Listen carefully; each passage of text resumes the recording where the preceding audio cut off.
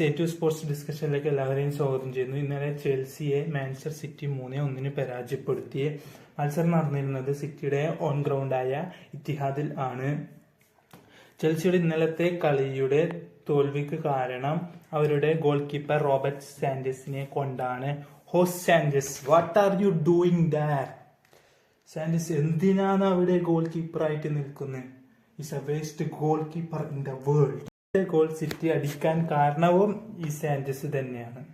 രണ്ടാമത്തെ goal Haaland അടിക്കുമ്പോൾ Sanchez എവിടെയാണോ നിൽക്കുന്നതെന്ന് സാഞ്ചസിന് പോലും ബോധമില്ല. കളിയിൽ എടുത്തു പറയേണ്ടത് ചെൽസിയുടെ സ്ട്രൈക്കറായ ജാക്സനെ കുറിച്ചാണ്. ഇത്രയും വേസ്റ്റായ സ്ട്രൈക്കർ എന്റെ ജീവിതത്തിൽ ഞാൻ കണ്ടിട്ടില്ല.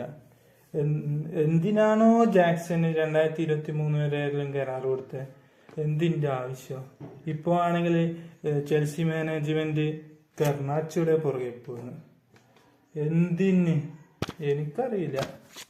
നില മാറസ്കെ പോസ്റ്റ് മാച്ചിൽ പറയുകയാണ്, we fully trust on Sanchez.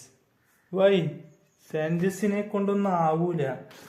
തുടർച്ചയായി പ്ലേയേഴ്സ് ഇങ്ങനെ മിസ്റ്റേക്ക് വരുത്തുന്നത് മാറസ്കയെ നമുക്ക് വിമർശിക്കാം. സിറ്റിയുടെ ഭാഗത്തു നിന്ന് നോക്കിയാൽ അവർ അവസാനം കളിച്ച 5 പ്രീമിയർ ലീഗ് മത്സരത്തിൽ നിന്നായി 4 വിജയം നേടി.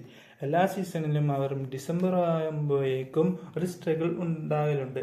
പിന്നെ അവർ അതൊക്കെ തിരുത്തി ടൈറ്റിൽ അടിക്കും. അതാണ് പെപ്പിന്റെ സ്ട്രാറ്റജി. അതുപോലെ തന്നെയാണ് ഈ സീസണിലും കാണുന്നത്. കളിയിലേക്ക് വന്നാൽ ആദ്യം സ്കോർ ചെയ്തത് ചെൽസിയാണ്. ചെൽസിക്ക് വേണ്ടി ഗോൾ അടിച്ചത് നോണി മാഡ്വേക്കയാണ്. 43-ാം മിനിറ്റിൽ സിറ്റിയുടെ ലെഫ്റ്റ് ബാക്കായ ഗാർഡിയോൾ സിറ്റിയെ ഒപ്പം എത്തിച്ചു. പിന്നെ 68-ാം മിനിറ്റിൽ ഹാലൻഡിലൂടെ സിറ്റി മുന്നിലെത്തി. കളി ഫോർഡനിലൂടെ സിറ്റി അങ്ങ് എടുത്തു.